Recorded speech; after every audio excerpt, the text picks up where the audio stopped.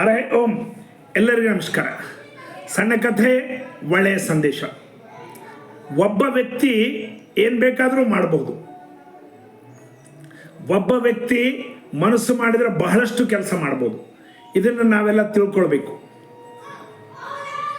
ಈಗ ಮಣ್ಣಿನವರೆಗೆ ಬಿಸಿಲು ಭಯಂಕರ ಇತ್ತು. 54 ಡಿಗ್ರಿ ಒಳಗೆ ನಾವೆಲ್ಲರೂ ಮೊನ್ನೆ ನೋಡಿದ್ವಿ. 54-55 ಇರ್ತಾನೆ. ಬಹಳಷ್ಟು ಜನರಿಗೆ ಬಿಸಿಲಿನ ತಾಪದಿಂದ ಎಷ್ಟೋ ಜನರು ಸನ್ಸ್ಟ್ರೋಕ್ಲಿಂದ ಸತ್ತೋಗ್ಬಿಟ್ರು. ಸೈನ್ಸ್ ನಾಸಾದವ್ರು ಹೇಳ್ತಾರ ಇದು 54, 56, 58, 44, 46, 48, 50, 56 ತನಕ ಬಂದರೆ ಯಾರೂ ಉಳಿಲಿಕ್ಕೆ ಸಾಧ್ಯ ಇಲ್ಲ. ಗಿಡಗಳನ್ನು ಹಚ್ಚರಿ. ಗಿಡಗಳು ಕಡಿತಾ ಇದ್ದಾರ. ಮೊನ್ನೆ ವರ್ಲ್ಡ್ ಇದು ತೆಗೆದ್ರೆ 15% ಭೂಮಿ ಒಳಗೆ ಅಡವಿ ಉಳಿದ, 85% ಅಡವಿನ ಕಡಿದು ಬಿಟ್ಟಿದ್ದಾರೆ. ಬರೀ ಭೂಭಾಗ ಓಪನ್ ಪ್ಲೇಸ್ ಮಾಡಿದ್ದಾರೆ. ಹೆಚ್ಚೆಚ್ಚು ಗಿಡಗಳನ್ನು ಹಚ್ಚರಿ. 5 ಲಕ್ಷ ಕೋಟಿ ಗಿಡಗಳು ಕೇವಲ ಭಾರತಕ್ಕೆ ಅವಸರದಂತ. ಅಷ್ಟು ಗಿಡಗಳನ್ನು ಬೆಳೆಸ್ರಿ.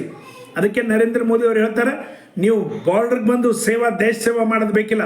ನೀವು ಎಲ್ಲಿದ್ದೀರೋ 4-6 ಗಿಡಗಳನ್ನು ಹಚ್ಚರಿ, 4-6 ಗಿಡಗಳನ್ನು ಬೆಳೆಸ್ರಿ ಅಂಥೇಳಿ. ಜಾದವ್ ಹಿಯಾಂಗ್ ಅಂಥೇಳಿ ಆಸಾಂನಲ್ಲಿ ಒಬ್ಬ ಹುಡುಗ. ಅವ 16 ವಯಸ್ಸಿತ್ತು. ಒಮ್ಮೆ ಬಾಡ್ ಬಂತು. ಬ್ರಹ್ಮಪುತ್ರ ನದಿ ಭಯಂಕರ ಪ್ರಳಯ ಆಗಿಬಿಡ್ತು. ಎಲ್ಲ ಓಪನ್ ಪ್ಲೇಸ್, ಎಲ್ಲ ಬ್ರಹ್ಮಪುತ್ರ ಬಂದು ಎಲ್ಲ ಬಾಡ್ ಬಂದು ಹೊಡ್ಕೊಂಡು ಹೋಗ್ಬಿಡ್ತು. ಎಲ್ಲ ಪ್ರಾಣಿ, ಸಣ್ಣ ಸಣ್ಣ ಪಕ್ಷಿಗಳು, ಹಾವುಗಳು ಎಲ್ಲ ಸತ್ತೋಗಿತ್ತು. ಅವ ನೋಡಿದ, ಏನು ಇದು ಬಾಡ್ ಬಂದು ಇಷ್ಟು ಪ್ರಮಾಣದಲ್ಲಿ ಲಾಸ್ ಆಯಿತು. ಸಣ್ಣ ಸಣ್ಣ ಹಾವುಗಳು, ಇವುಗಳು, ಪಶು ಪಕ್ಷಿ ಎಲ್ಲ ಸತ್ತೋಗ್ಬಿಟ್ಟು ಅಂಥೇಳಿ ಅವನಿಗೆ ಬಹಳ ದುಃಖ ಆಯಿತು. ನಾನು ಏನಾದರೂ ಮಾಡಬೇಕು, ಗಿಡ ನೆಡಬೇಕು ಅಂತ ನೋಡಿದ. ಫಾರೆಸ್ಟ್ ಡಿಪಾರ್ಟ್ಮೆಂಟ್ ಅವ್ರಿಗೆ ಕೇಳ್ದ, ಗಿಡಗಳು ಕೊಡ್ರಿ, ನಾನು ನೆಡ್ತೀನಿ ಅಂತಂದು. ಅದೆಲ್ಲ ಬಂಜರ್ ಭೂಮಿ, ಅದು ಆಗೋದಿಲ್ಲ, ಹೋಗೋದಿಲ್ಲ, ಯಾಕೆ ಹಿಡ್ಕೊಂಡಿದ್ದ ಕೆಲಸ ಅಂತಂದ್ರು. ನಾವು ವರ್ಷ ಆಸ್ತೀವಿ ಗೌರ್ಮೆಂಟ್ ಕಡೆಯಿಂದ, ಏನು ಮಾಡೋದು ಬೇಕಾಗಿಲ್ಲ ಅಂತ. ಆ ಜಾಧವ್ಗೆ ಅನಿಸ್ತು, ನಾನು ಏನಾದರೂ ಮಾಡಬೇಕು ಅಂಥೇಳಿ ಆ ಬೊಂಬಿನ ಗಿಡಗಳು ತಂದು ಒಂದು 20 ಗಿಡಗಳು ತಂದು ಎಲ್ಲಿದ್ದು ತಂದು ಹಚ್ಚಿದ. ಹಿಂದೆಡೆಗೆ ಅಲ್ಲಿ ಇಲ್ಲಿ ಗಿಡಗಳು ತೊಗೊಂಡು ಬಂದು ಅವ ಹಚ್ಚಲಿಕ್ಕತ್ತಿದ್ದ. ಭಾಳ ಬಡವ. ಅವನ ಮನೆಗೆ ಒಂದೆರಡು ಆಕಳ ಇದ್ದು, ಆ ಹಾಲು ಮಾರಿದ್ದು ಅವನ ಜೀವನೋಪಾಯ ನಡೀತಿತ್ತು. ಬೆಳಗ್ಗೆ ಹಿಡಿದು ಸಾಯಂಕಾಲದವರೆಗೆ ಗಿಡಗಳ ಹಚ್ಚೋ ಕೆಲಸ. ಇದು 1979, 1979ಲಿಂದ ಅವ ಪ್ರಾರಂಭ ಮಾಡಿದ. ಹಚ್ಚಿದ 5 ವರ್ಷ, 10 ವರ್ಷ, 15 ವರ್ಷ, 20 ವರ್ಷ, 2009ರವರೆಗೆ ಗಿಡಗಳು 30 ವರ್ಷ ಹಚ್ಚಿ 1360 ಹೆಕ್ಟಾರ್ ಭೂಮಿ ಒಳಗೆ ಗಿಡಗಳನ್ನು ಬೆಳೆಸಿಬಿಟ್ಟ. ದೊಡ್ಡ ಅಡವಿ ಆಗಿಬಿಡ್ತು. ಪಶು ಪಕ್ಷಿಗಳೆಲ್ಲ ಕಡೆಯಿಂದ ಬರ್ಲಿಕ್ಕತ್ತವು. ಹುಲಿ, ವ್ಯಾಘ್ರ, ಸಿಂಹ, ಒಳಗೆ ಚಿಗರಿ, ಇದರ ಸಂತಾನ ಹೆಚ್ಚಾಗಿಬಿಡ್ತು. ಜಗತ್ತಿನಲ್ಲಿರ್ತಕ್ಕಂಥ 80% ಪಕ್ಷಿಗಳು ಅಲ್ಲಿ ಬರ್ಲಿಕ್ಕತ್ತು. ಆ ಜಾಧವ್ ಹಚ್ಚಿದ್ದು ನೋಡ್ರಿ, ಇಷ್ಟು ಪ್ರಮಾಣದಲ್ಲಿ ಬೆಳೆದು ಬಿಡ್ತು. ಜವಾಹರ್ಲಾಲ್ ನೆಹರು ಯೂನಿವರ್ಸಿಟಿ ಒಳಗೆ ಮ್ಯಾನ್ ಆಫ್ ದ ಫಾರೆಸ್ಟ್ ಅಂಥೇಳಿ ಅವನಿಗೆ ಅವಾರ್ಡ್ ಕೊಟ್ಟರು. 2015ರೊಳಗೆ ಅವನಿಗೆ ನೋಬೆಲ್ ರಾಷ್ಟ್ರಪತಿ ಅವಾರ್ಡ್ ಸಿಕ್ತು. ಅಬ್ದುಲ್ ಕಲಾಂ ಅವರೇನಪ್ಪ ಅಂತಂದ್ರೆ ಕರೆದು ಅವನಿಗೆ ಸನ್ಮಾನ ಮಾಡಿದರು. ಒಬ್ಬ ಮನುಷ್ಯ ಇಷ್ಟು ಪ್ರಮಾಣದಲ್ಲಿ ಅಡವಿನ ಡೆವಲಪ್ ಮಾಡಿಬಿಟ್ಟ. 1360 ಹೆಕ್ಟಾರ್ ಭೂಮಿ ಒಳಗೆ ಒಬ್ಬನ ಜಾಧವ್ ಹಿಯಾಂಗ್ ಅಂಥೇಳಿ ಅವನ ಹೆಸರು. ಅವನು ಅಷ್ಟು ಭೂಮಿನ ಬೆಳೆಸಿಬಿಟ್ಟ. ಅಲ್ಲಿ ಪಶು ಪಕ್ಷಿ ಪ್ರಾಣಿಗಳು ಎಲ್ಲ ಇವತ್ತಿನ ದಿವಸ ದೊಡ್ಡ ಪ್ರಮಾಣದಲ್ಲಿ ಅಡವಿ ಆಗಿಬಿಟ್ಟದು ಅಸ್ಸಾಂದಲ್ಲಿ. ಹಿಂಗೆ ಒಬ್ಬ ಮನುಷ್ಯ ಏನಾದರೂ ಮಾಡಬಹುದು. ನಾವೊಬ್ಬರು ಏನು ಮಾಡ್ಲಿಕ್ಕೆ ಸಾಧ್ಯ ರೀ? ಯಾರು ಬರೋದಿಲ್ಲ. ನಾ ಹೇಳಿದ್ ನೋಡ್ರಿ, ಒಬ್ಬರು ಬರವಲ್ರಿ. ನಾವೊಬ್ಬ ಏನು ಮಾಡ್ಲಿಕ್ಕೆ ಸಾಧ್ಯ? ಈ ರೀತಿ ನಿರುತ್ಸಾಹ ಆಗಬೇಡ್ರಿ. ನಮ್ಮ ಯುವಕರಿಗೆ ಈ ರೀತಿ ಹೇಳ್ರಿ, ಒಬ್ಬ ಸೂರ್ಯ ಸಂಪೂರ್ಣ ಜಗತ್ತನ್ನು ಬೆಳಿತಾನೆ. ಒಬ್ಬ ವಿವೇಕಾನಂದರು ಸಂಪೂರ್ಣ ಜಗತ್ತಿಗೆ ಹಿಂದೂ ಸಮಾಜದ ಒಂದು ಪ್ರಚಾರ ಮಾಡಿದರು. ವಿವೇಕಾನಂದರಿಗೆ ಎಷ್ಟು ಕಷ್ಟದ ದಿನಗಳಿದ್ವು ಅಂದರೆ, ಕೇವಲ 7,000 ರೂಪಾಯಿ ಅವರಿಗೆ ಸಮಾಧಿ ಕಟ್ಟಲಿಕ್ಕೆ ನಮ್ಮ ರಾಮಕೃಷ್ಣ ಪರಮಹಂಸದ್ದು ಚಂದ ಕೊಡಲಿಲ್ಲ. ಅವಾಗ ಜನರು ತಿರುಗಾಡಿದರು.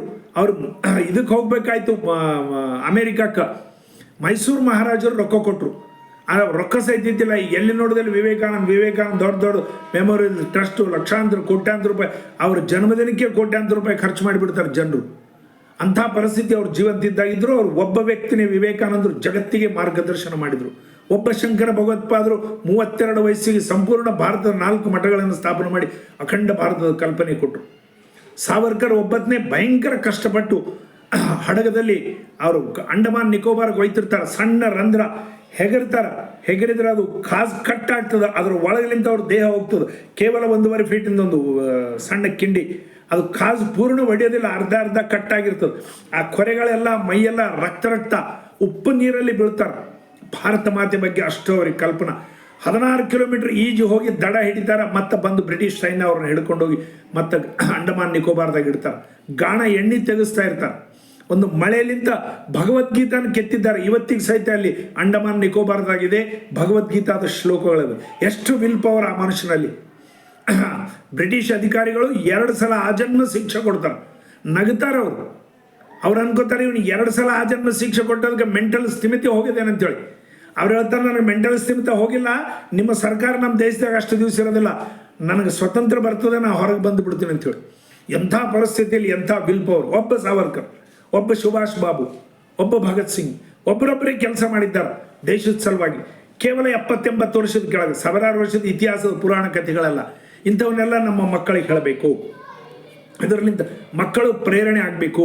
ನಾವು ಏನಾದರೂ ಸಮಾಜಕ್ಕೋಸ್ಕರ ಮಾಡಬೇಕು, ನಾವು ದೇಶಕ್ಕೋಸ್ಕರ ಮಾಡಬೇಕು. ನಿಮ್ಮ ಸುತ್ತಮುತ್ತ ಒಂದು 10 ಗಿಡಗಳನ್ನು ಹಚ್ಚ್ರಿ. ಬಿಸಿಲು ಹೆಚ್ಚಾಯ್ತು ಅಂತ ಅನ್ಬೇಡ್ರಿ. ಗಿಡಗಳನ್ನು ಬೆಳೆಸ್ರಿ. ಎಲ್ಲೆಲ್ಲಿ ಓಪನ್ ಜಾಗ ಇದೆ, ಗುಡಿಗಳು, ದೇವಸ್ಥಾನಗಳು, ಸದ್ದುನತ ಸರ್ಕಾರಿ ಜಾಗ, ನಿಮ್ಮ ಮನೆ ಮುಂದೆ ಎಲ್ಲಿ ಅದ, ಒಬ್ಬ ಮನುಷ್ಯ ಒಂದು ಗಿಡ ಬೆಳೆಸ್ಲಿಕ್ಕೆ ಸುಮ್ಮನೆ ಒಮ್ಮೆಲಿಗೆ 50 ತೆಗೆದು ಫೋಟೋ ಹಚ್ಚಿ ಮನೆಗೆ ಬಂದು ಪೇಪರ್ದಾಗ ಕೊಡಬೇಡ್ರಿ. ಒಂದೇ ಗಿಡ ಹಚ್ಚ್ರಿ, ಒಂದು ವರ್ಷದ ತನಕ ನೀರು ಹಾಕ್ರಿ, ಅದನ್ನು ಬೆಳೆಸ್ರಿ, ಕೂಡಿಸ್ರಿ. ನಾನು ಊರಲ್ಲಿ ಪ್ರಾರಂಭ ಮಾಡಿದ್ದೀನಿ. ನಮ್ಮ ಮಿತ್ರರ ಜೊತೆಗೆ ನಾನು ಸುಮಾರು ಗಿಡಗಳನ್ನು ಹಚ್ಚಿದ್ದೀನಿ. ಒಂದು 200-250 ಗಿಡಗಳು ಒಂದು 4-6 ವರ್ಷದಿಂದ ನಾನು ಪ್ರಯತ್ನ ಮಾಡಿ ಹಚ್ಚಿದ್ದೀನಿ. ಇವತ್ತು ಅದರಲ್ಲಿ ಒಂದು 40-50 ಗಿಡಗಳಲ್ಲಿ ಕಾಗಿ ಗುಬ್ಬಿಗಳ ಸಹಿತ ಕೂಡ್ತಾವೆ. ಅಷ್ಟು ದೊಡ್ಡ ಪ್ರಮಾಣದಾಗ ಆಗ್ಯಾವ. ಆ ಗಿಡ ನೋಡಿದಾಗ ನನಗೊಂದು ರೀತಿ ಸಂತೋಷ ಆಗ್ತದೆ. ನಾನು ಹಚ್ಚಿದ ಗಿಡ, ನಾನು ಎಲ್ಲಿ ಆ ಗಿಲ್ಕೆ ಸೂಗರ ಹತ್ರ ಆಟೋದಾಗ ಹೋಗಿ ಆ ಗಿಡಗಳನ್ನು ತೋಡು ಬಂದು, ನಾರಾಯಣ ಭಟ್ರು ನಾವು ಎಲ್ಲರೂ ಕಲ್ತೇನಪ್ಪ ಅಂತ, ನರಸಿಂಹಾಚಾರ ನಮ್ಮ ಮಿತ್ರರು ಎಲ್ಲರೂ ಕಲ್ತು, ಕೃಷ್ಣಪ್ಪ, ಶಂಕರಪ್ಪ ಎಲ್ಲರಿದ್ದಾರೆ ನಮ್ಮ ದೋಸ್ತರು, ನಾವೆಲ್ಲ ಕಲ್ತು ಗಿಡಗಳನ್ನು ಹಚ್ಚಿದ್ದೀವಿ ನಮ್ಮ ಊರಲ್ಲಿ. ಇಷ್ಟು ಪ್ರಮಾಣದಾಗ ಆಗ್ಯದ. ನೀವು ಸಹಿತ ಪ್ರಯತ್ನ ಮಾಡಿರಿ. ಗಿಡಗಳನ್ನು ಹೆಚ್ಚೆಚ್ಚು ಗಿಡಗಳನ್ನು ಬೆಳೆಸ್ರಿ. ನೇಚರ್ ನಾವು ಎಷ್ಟು ಕಾಪಾಡ್ತೀವೋ ಅದು ನಮ್ಮನ್ನು ಕಾಪಾಡ್ತದೆ. ಭಾರತ್ ಮಾತಾ ಕಿ ಜೈ. ಎಲ್ಲರಿಗೆ ತಲೆಬಾಗಿ ನಮಸ್ಕರಿಸುತ್ತೆ. ನನ್ನ ಹೆಸರು ಅಮರ್ ದೀಕ್ಷಿತ್ ಕೃಷ್ಣ.